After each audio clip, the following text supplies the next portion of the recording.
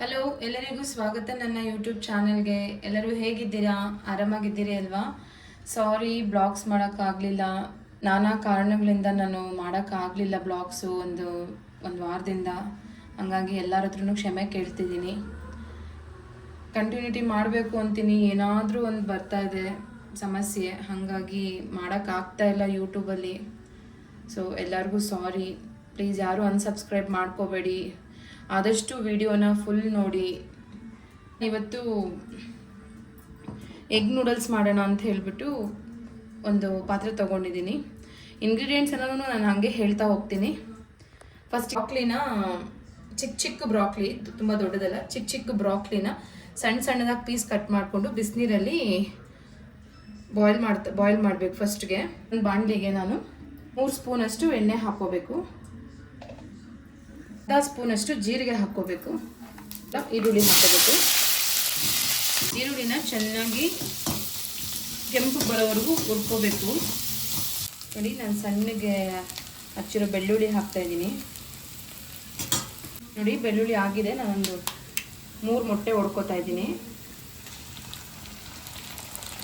ಬ್ರೋಕ್ಲಿನೂ ಹಾಕ್ತೀರಿ ಅಲ್ವಾ, ಹಾಗಾಗಿ ಟೇಸ್ಟಿಯಾಗಿರುತ್ತೆ. ಇದನ್ನು ಮಿಕ್ಸ್ ಮಾಡ್ಕೋಬೇಕು.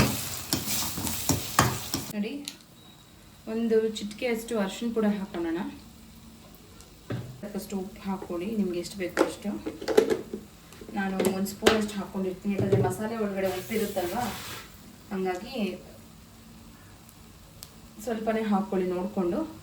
ನಾನೀಗ 2 ಚಿಕ್ಕ ಸೈಜ್ ಟೊಮೆಟೊ ಹಾಕ್ತಾಯಿದ್ದೀನಿ, ಸಣ್ಣದಾಗಿ ಕಟ್ ಮಾಡಿಕೊಂಡು.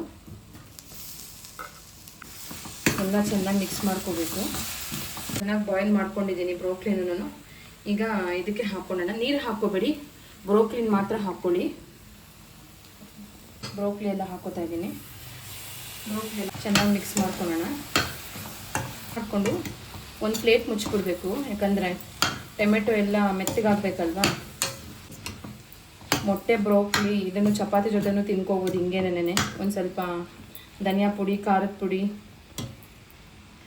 ಗರಂ ಮಸಾಲೆ ಎಲ್ಲ ಹಾಕ್ಕೊಂಡ್ರೆ ಪಲ್ಯ ಥರನೇ ಆಗೋಗುತ್ತೆ ಇದು. ನೋಡಿ, 1 ನಿಮಿಷ ಆದಮೇಲೆ ನಾನು 1.5 ಸ್ಪೂನಷ್ಟು ಧನಿಯಾ ಪುಡಿ ಹಾಕ್ತಾಯಿದ್ದೀನಿ. ನಿಮ್ಮ ಹತ್ರ ಯಾವ ಸ್ಪೂನ್ ಇರುತ್ತೋ ಅದರಲ್ಲಿ ಹಾಕ್ಕೊಳ್ಳಿ. ನಾನು 2 ಸ್ಪೂನಷ್ಟು ಕಡಲೆ ಬೀಜದ್ದು ಚಟ್ನಿ ಪುಡಿ ಹಾಕ್ತಾಯಿದ್ದೀನಿ.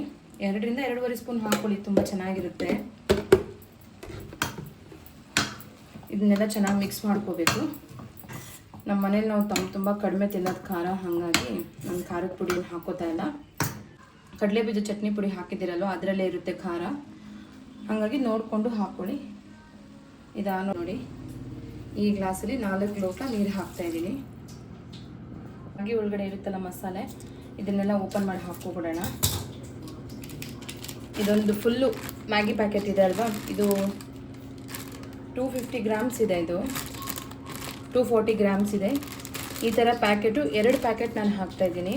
2 ಫುಲ್ ಪ್ಯಾಕೆಟ್ ಹಾಕ್ತಾಯಿದ್ದೀನಿ. ನೋಡಿ, ಈಗ ನೀರು ಕುದೀತಾ ಇದೆ, ನಾವು ಮ್ಯಾಗಿ ಹಾಕ್ಕೊಬಿಡೋಣ. ನೀರಾಗಿ ಸೂಪ್ ಥರ ಇರುತ್ತಲ್ವ, ಆ ಥರ ನನಗೆ ತಿನ್ನೋಕ್ಕೆ ತುಂಬ ಇಷ್ಟ. ಮ್ಯಾಗಿ ತುಂಬ ಡ್ರೈ ಮಾಡ್ಕೊಂಡು ತಿನ್ನೋಕ್ಕೆ ನನಗೆ ಇಷ್ಟ ಆಗಲ್ಲ. ಬೆಂದಾದಮೇಲೆ ಕೊತ್ತಂಬರಿ ಸೊಪ್ಪು ಹಾಕಬೇಕು ಇದಕ್ಕೆ ಮೇಲೆಗಡೆ ಗಾರ್ನಿಷಿಂಗ್ಗೆ. ನೋಡಿ, ಕ್ಲೋಸ್ನಲ್ಲಿ ಕೊತ್ತಂಬರಿ ಸೊಪ್ಪು ಹಾಕ್ಬಿಟ್ಟು ಮಿಕ್ಸ್ ಮಾಡ್ಕೋಬೇಕು. ಈಗ ಒಂದು ಪ್ಲೇಟು ಸರ್ವ್ ಮಾಡ್ಕೊಳ್ಳೋಣ.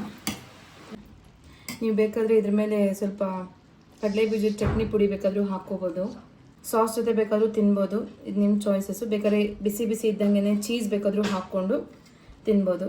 ಸಬ್ಸ್ಕ್ರೈಬ್ ಮಾಡ್ಕೊಳ್ಳಿ, ಲೈಕ್ ಮಾಡಿ, ಶೇರ್ ಮಾಡಿ, ಕಮೆಂಟ್ ಮಾಡಿ.